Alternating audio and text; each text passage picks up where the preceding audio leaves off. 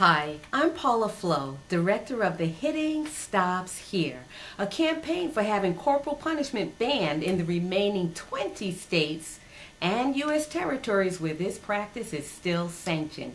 And yes, I did say 20. Last week, July 17, 2009, Governor Ted Strickland had this practice taken off of their books, banned in the state of Ohio.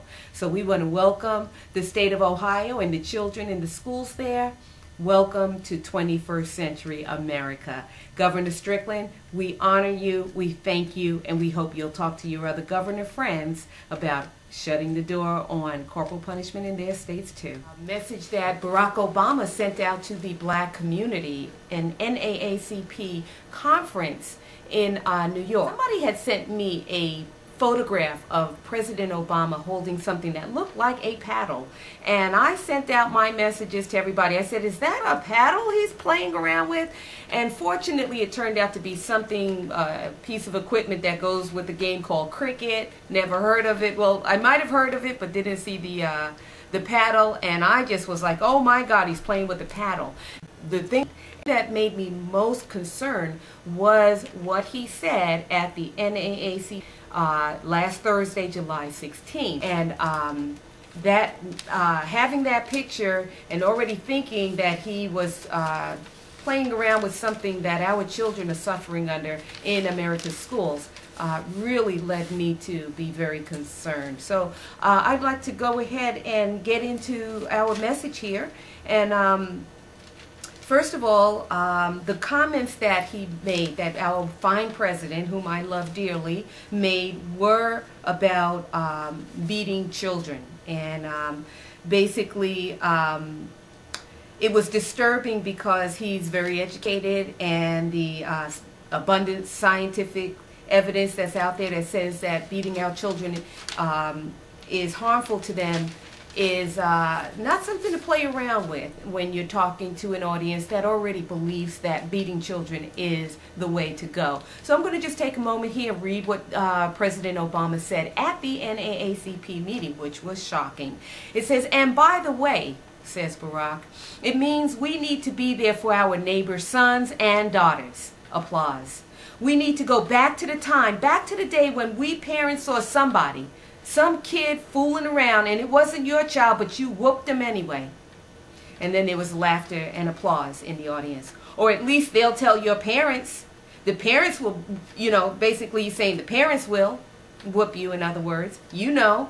More laughter from the audience. "That's the meaning of community," he went on further to say. "That's how we can reclaim the strength and the determination and hopefulness that helped us to come so far." Now, right there is a pretty powerful statement that tells the black community that beating children is where we get our strength from. That is not a good message, nor is it true. The problem that still remains is that our fine president made a statement that condones this behavior. And by doing so, he has set the black community backward. And we're going to condone having it happen in our community when mom's not around, you know, somebody else, you make sure you give that kid a good whooping. That's what he said, basically. Obama, intelligent man, a very loving man, very concerned and caring man. Anybody could look at his two beautiful daughters and tell right away what kind of father he is. And he's definitely not a father who whoops his children. And the thing that I'm concerned about is the fact that I believe that for him to say something like that, he had to have been coerced into it. I don't know who. I know that he had some people visiting him. He mentions that in his speech, that, you know, he's been talking to certain leaders and all, and I don't know if that has anything to do with it. I don't know if the GAO office has anything to do with it, or Congress. But I do not believe that our president himself would have said those words to the black community, especially when we're looking for a change in America. Beating our children certainly will not produce that. And for that matter, not only do I feel concerned about his saying that, I actually feel a little concerned about President Obama. Is he being forced to say something as a president to the black community because of the powerful black structures that are out there? He praised the NAACP for all of their great work. Now, in my campaign, I have gone to Julian Bond by letter, by phone, by email. Never heard anything. I've gone to the North Carolina headquarters. No support at all. I've gone to at least 8 different branches of the NAACP in this country, different states. Not one person, including right here in California, has given me the time of day when I brought to their attention that our children are the primary targets for being beaten in our schools. Now, that goes also for the 100 Black Men Club, okay, or organization. I've gone to them and received absolutely no help. So as far as the praises that he gave to the NAACP and Julian Bond and the, all these people who are supposed to be on the side of African Americans, I beg to differ because they are not stepping up. I've spoken to Al Sharpton.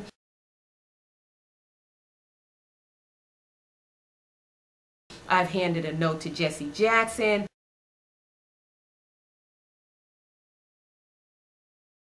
I've met with Marion Elderman Wright and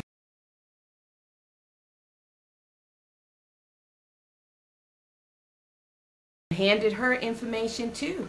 And I've even spoken at an event that she was the guest speaker at this event, and nothing. She did not bring it up. We have our president saying that he's gotten with certain people and they've been hanging out in the Oval Office with him and this, that, and the other.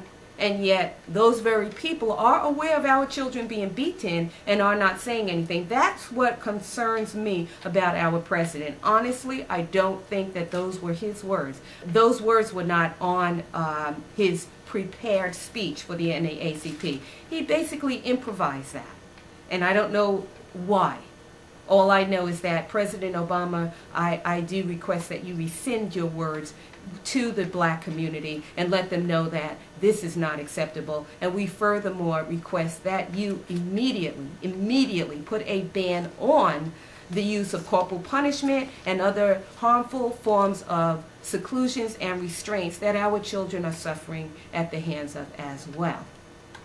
Since Ms. Farmer put her report out called A Violent Education, more than 250,000 children have been beaten. May 19th alone, I've received numerous saying that their children are still being tied up and having duct tape placed on their mouths and being shoved in crawl spaces in our U.S. schools. Everybody is waiting for Obama's response. Thank you.